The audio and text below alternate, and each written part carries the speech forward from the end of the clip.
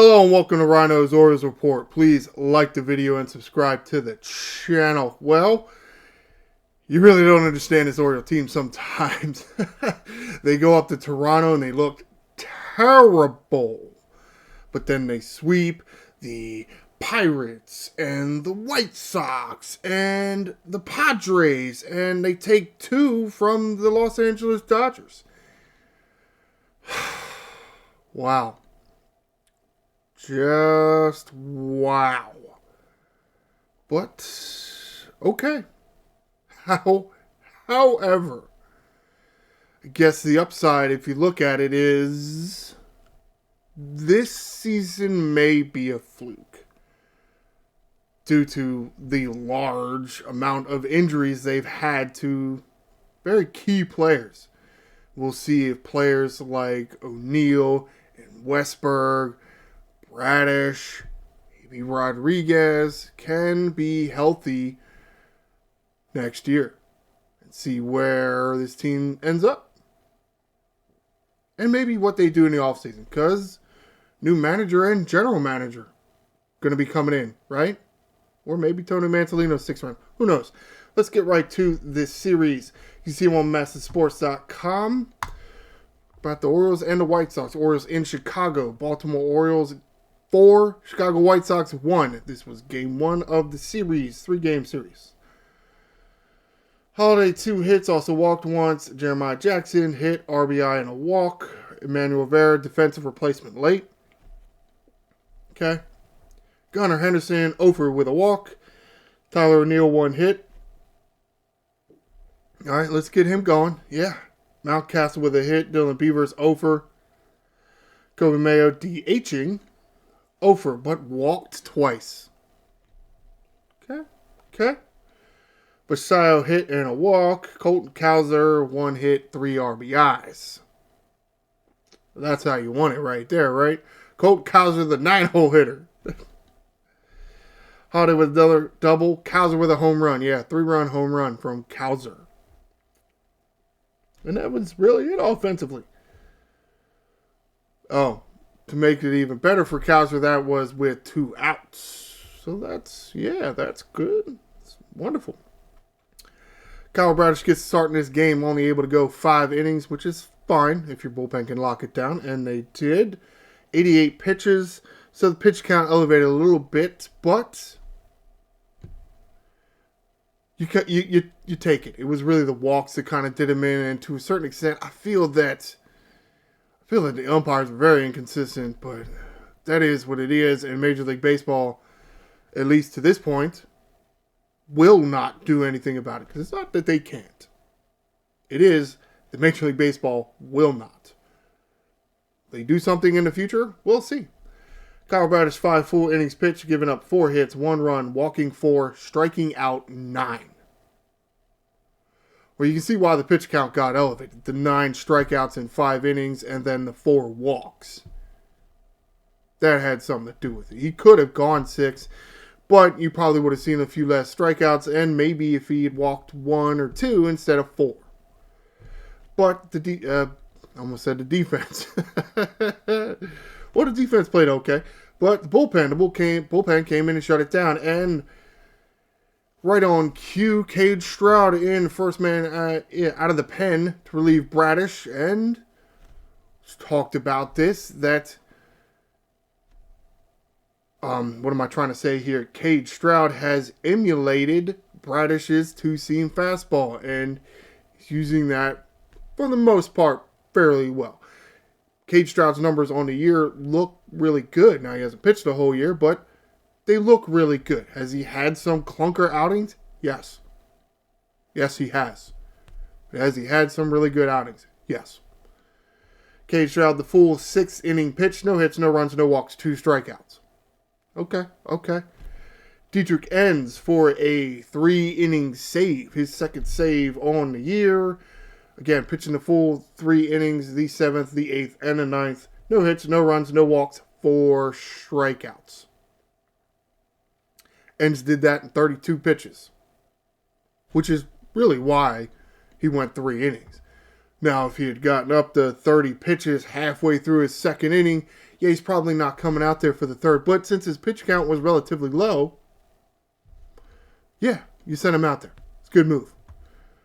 Hopefully, you just make sure you get some of your other bullpen arms in the rest of this series just because they can't really go too long without pitching. Though I know you are in a really tough stretch here where you're not getting an off day for a while. I don't need to scroll back up. Here, game 2. This one almost got out of hand. Almost. Really close. Baltimore Orioles 8. Chicago White Sox 7. You can see a big 5 spot here in the 8th inning. Yeah. Jackson Holliday, 0 with a walk, struck out 3 times. Not great. Jeremiah Jackson, 2 hits, an RBI, and a walk. Luis Vasquez in late for a defensive replacement.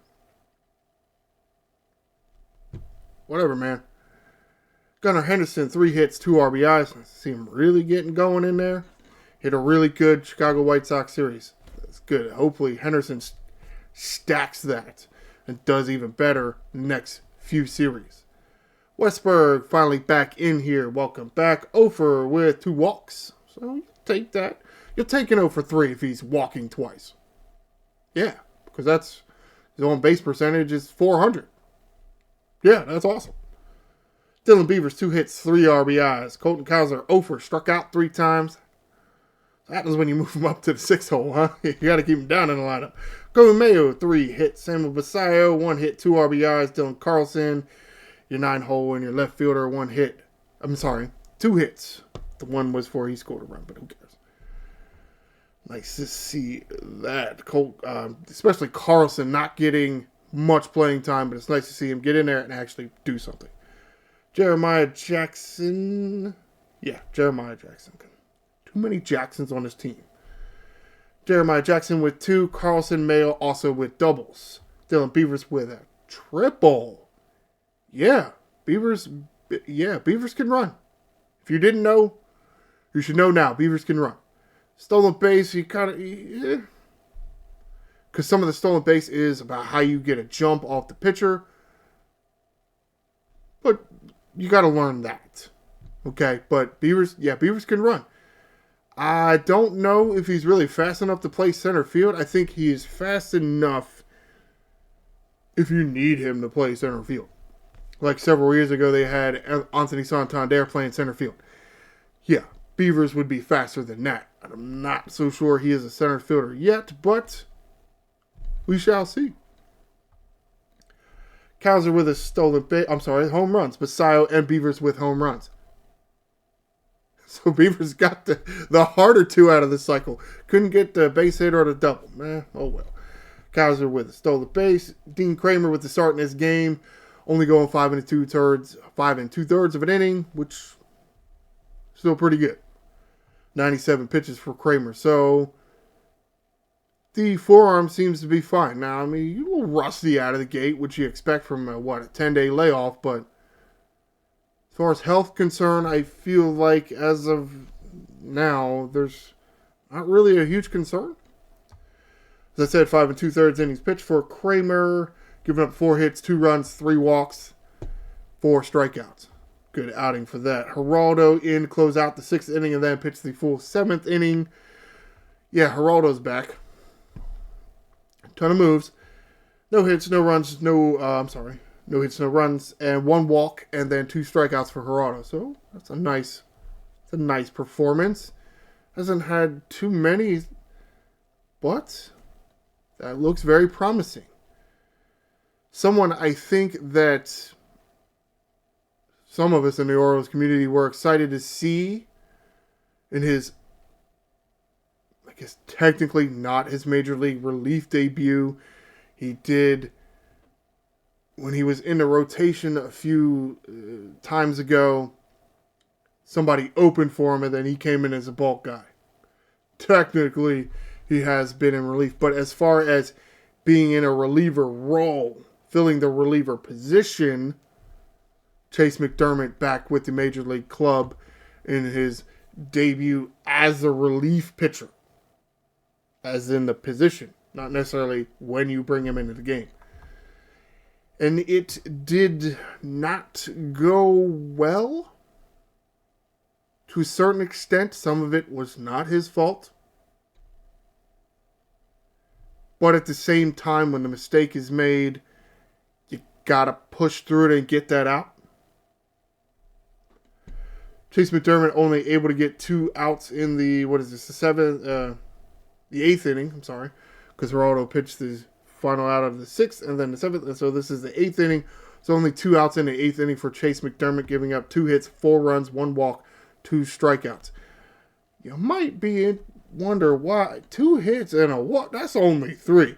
Yeah, well, he struck out a guy for the third. Would have been the 3rd out, but you can see this statistic here under the pitching column. Wild pitches, WP for wild pitch. 2 by Kramer, 2 by McDermott, 1 for Geraldo. Yeah, Samuel Basallo did not have a good night behind the plate. He is one of those younger catchers that's taught to catch with one knee on the ground. And yeah, that it definitely does hinder his ability to block. Some guys, yeah, it definitely hinders their ability to block. Some guys are a little better at it. Samuel Basallo, I don't know. I mean, maybe when he grows into his body a little more, because he's still a young guy. Basallo, he's only 21. So, grow into his frame more, get a little bit more man muscles and man ligaments or whatever. Maybe that would change. I don't know. But as large as he is, I don't know that he's really going to ever have the movement to really be able to catch on one knee. I mean, you see that right there. 5 wild pitches. Okay. Wild pitches, Ryno, it's a pitcher's fault. Sometimes you need to bounce a ball in the dirt. Especially if you're going to get a hitter to swing at it. If the hitter's going to swing at a pitch that's in the dirt, why not put the damn ball in the dirt? Your catcher has to block the ball. That's all there is to it. Your catcher has to do better. With all the sinkers and splitters and curveballs, yeah, man, your catcher has to be able to block those. There's no other way to say it. If your catcher cannot block those balls, then he shouldn't be catching those pitchers.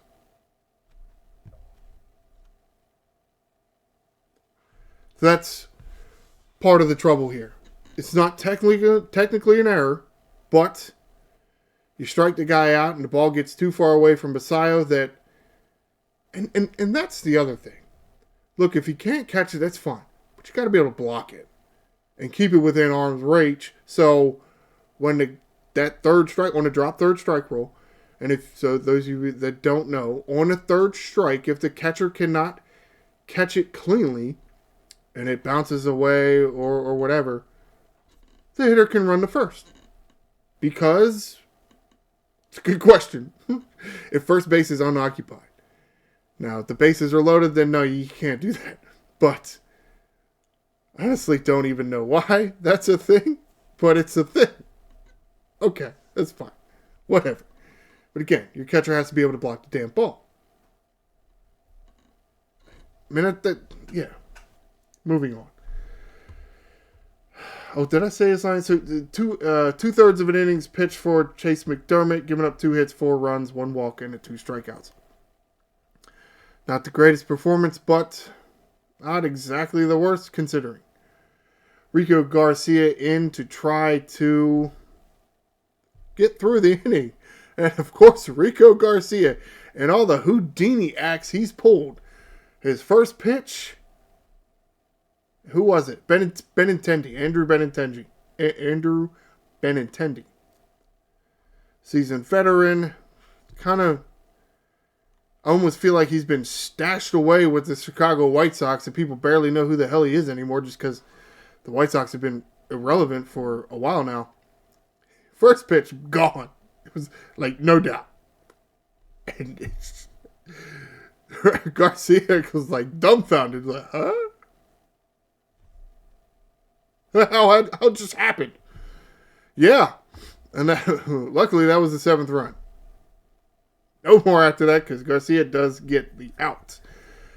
So 1/3 of an inning pitched. The last out of the 8th inning for Rico Garcia. 1 hit, 1 run. No walks, no strikeouts. Keegan Aiken in for the 9th inning and his 6th save, pitching the full 9th inning. Does give up a hit, but no runs, no walks, and 2 strikeouts. Yeah, by the hair on your chinny chin chins, as they say. Let's get to game 3. Baltimore Orioles 3, Chicago White Sox 1.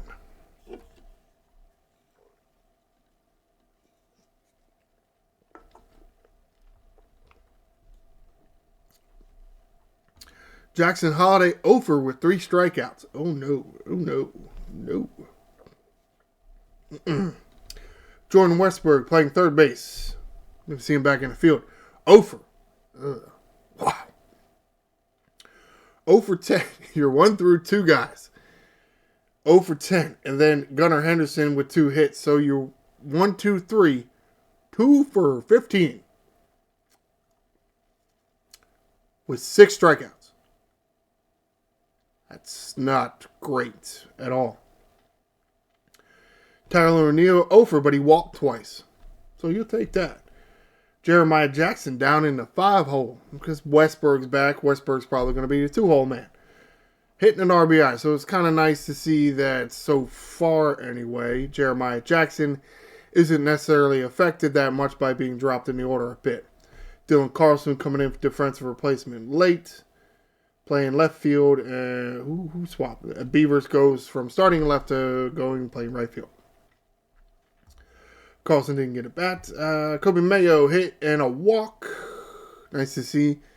Kobe Mayo's getting them walks in there. Dylan Beavers hit 2 RBIs, also walking once. Alex Jackson over, but he walked once. Jorge Mateo playing center field. Okay. 2 hits for Mateo.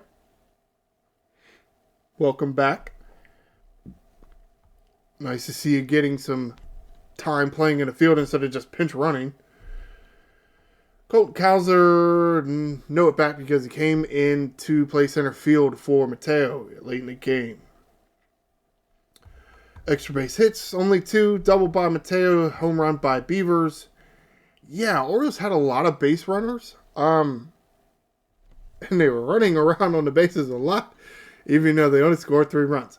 Henderson with 3 stolen bases. O'Neill with 2 stolen bases. Mateo Beaver with 1. Yeah.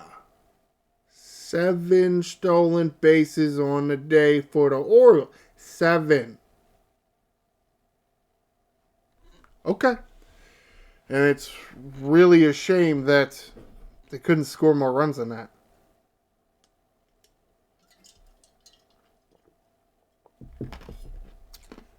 But whatever, I guess, right? When you won. Good thing your pitching staff didn't give up more. Excuse me. Tyler Wells gets to start in this game, pitching a full 6 innings. Gives up 4 hits, 1 run, no walks, 4 strikeouts. Nice to see Tyler Wells doing good. Here comes your Yarmel Geraldo in for the 7th inning. It's good to see Geraldo stack 2 consecutive good outings. It is. So pitching the full 7th inning for Geraldo. No hits, no runs, no walks, 1 strikeout. Rico Garcia, after being shocked and ambushed by Benintendi, a much better outing, pitching the full 8th inning.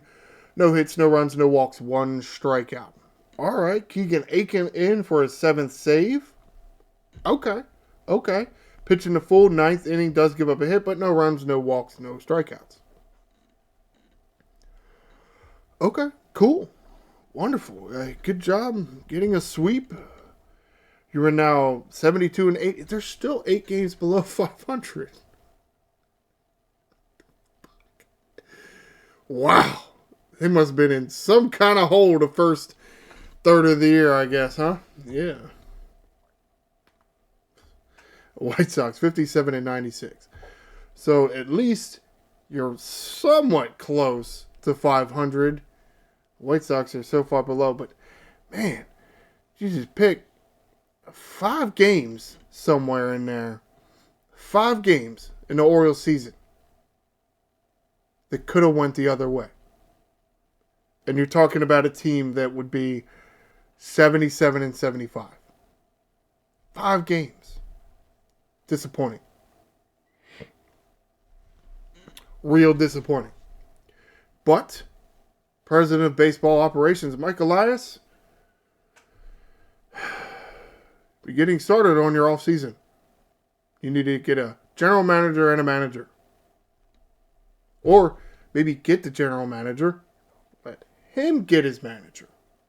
But you're going to want to do this relatively quickly. Definitely hire the general manager before the end of the year. All right, let's look at some articles here. This article here by the Masson staff, recalling Yarmil Geraldo and Chase McDermott from AAA Norfolk, claiming Jose Castillo off waivers from the Mariners. Castillo, to this point, when the article was out, this is September 15th, not added to the roster yet. So the moves are for Geraldo and McDermott to replacing Suarez. Yeah. Sadly, season over. Elbow discomfort. And Carson Ragsdale designated for assignment. Okay. This article here written by Rock Kabatko. We're going to talk about Manuel Rivera being designated for assignment with the activation of Jordan Westburg. Now, I don't know that I fully understand or agree with this move because, again, you had to designate Manuel Rivera for assignment. Luis Vasquez, unless I'm mistaken, has options left. So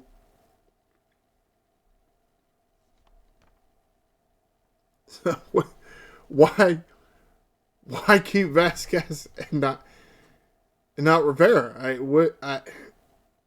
Logically, that just doesn't make sense to me at all. Because it's not like with Jordan Westburg returning and also Jorge Mateo returning and also Jeremiah Jackson on your roster that either one of them is really going to see that much playing time. So, what the difference is? Keep the guy that you have the higher chance of losing otherwise. Right? Since there's only 10 games left in your season. Hey, do whatever. President of Baseball Operations, Mike Elias, at least I assume he's still doing his GM duties. Also, Castillo, I mentioned in the last post, has been activated, and Grant Wolfram optioned to AAA, which I almost forgot that Wolfram had options. I feel like he's been around that long. I just forgot where the Orioles acquired him from. If you remember an outfielder in the farm system by the name of Daz Cameron, yes, the Orioles traded Daz Cameron to the Milwaukee Brewers for Grant Wolfram. That was either early in the season or right before the season started. I remember it now. I don't remember exactly where that was in that March-April window. But there was that. All right, next post here also by the Masson staff. Carson Ragsdale claimed off waivers by the Braves. So, that's the thing. I mean, just because you designate somebody for assignment, you're trying to move them through these waivers. Yeah, other teams that don't have anything to play for and can have the, we'll say, roster flexibility, they'll take a chance on these guys. So, I don't know that I really like that. Again, how many times this year you're going to designate Emmanuel Rivera for assignment? Look, I mean, at the same point, yeah. And they've gotten him through waivers how many times? Tried a third or fourth time this year. I've already forgotten, but yeah. And of course, we keep saying it, but maybe teams don't want him. I don't know, but I feel like he's been... When he gets consistent playing time, I feel that he's pretty good. Now, he is not the power threat. And I think that that's why they don't really like him. But he really is more of a bottom of the lineup kind of guy. But he can play third. He can play first. And he has gotten clutch hits. Remember, he had one of those walk-offs. Just don't get why you're keeping Vasquez around over Rivera. Is it because Vasquez can pitch? That's really why you're keeping him around? In September, when you can have 14 pitchers on your roster. Yeah, that makes sense. But however, all right, another article written by Rock Kabako talking about Gary Sanchez and Adley Rutschman. Sanchez has been playing several games down there in the minor leagues. So his rehab assignment is coming. It's coming to an end. I mean, you can't just be infinitely out there on a rehab assignment. It's either a week or is it 2 weeks? I probably should have looked it up. Probably should have known that. But I do know it's not infinite. Now, you can have a week or so. It's not like it's a few days. I want to say it is 10 days maybe? It's somewhere between the 7 and 14 days, I think. Maybe I'll look that up next time and just make sure everybody knows. They're not given a definitive answer on what they're going to do with Gary Sanchez. And to a certain extent, I'm pretty sure we all know why. Alex Jackson is currently on this roster, and I think there's a lot of potential there. And then Samuel Basallo, he's here even though defensive problems. And also Adley Rutschman near to return. Okay, so maybe you can make a move for one guy. And let's say it's, Vasquez. Hypothetically. You make the move for the other guy? Again, kind of the downside of the Gary Sanchez thing. And to a certain extent, yeah, somebody's going to claim him off of waivers. Because at the point, unless you really... And no, it was only a 1-year deal. So, unless you can make trades now, still, which you're not really supposed to be able to do, but there are ways to do it. Or, to a certain extent, you have this waiver claim, and there is a way for you to get some kind of compensation for that. Probably should have looked that up, too.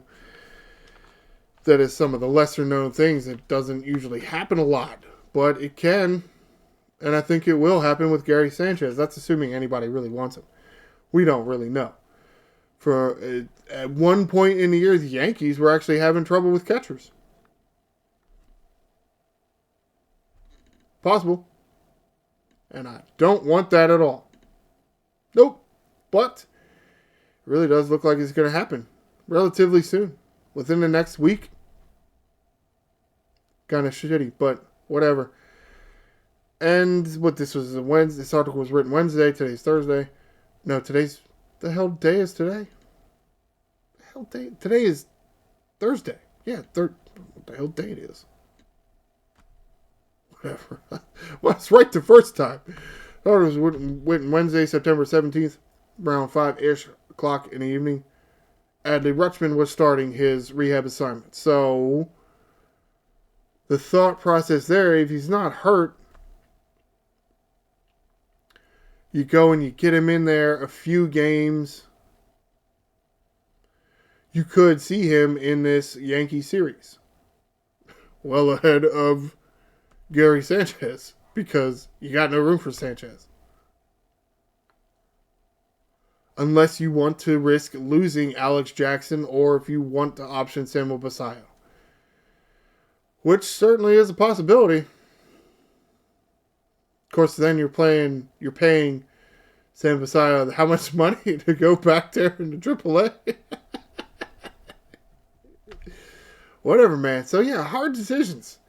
Because, within the next 3-4 days, there are going to be more roster moves regarding specifically Adley Rutschman and Gary Sanchez. Yeah, there'll be other roster moves.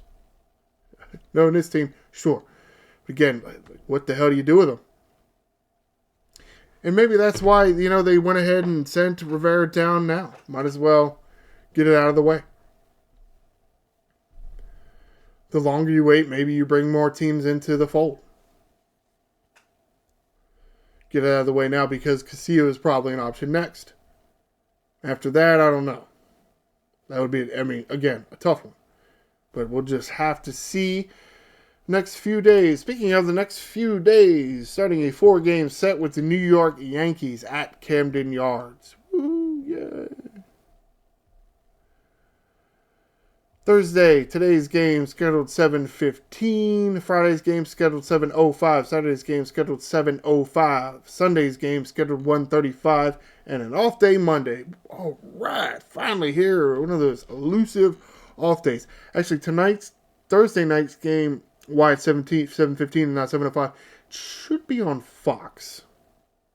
I'm almost certain it's on Fox. People on this website didn't want to tell me, but it should be on Fox. That's going to do it for this edition of Ryno's Orioles Report. Please stay tuned for Monday, and I will discuss the series between the Baltimore Orioles and the New York Yankees. Please like the video and subscribe to the channel. I am the Angry Ryno, and this is Birdland.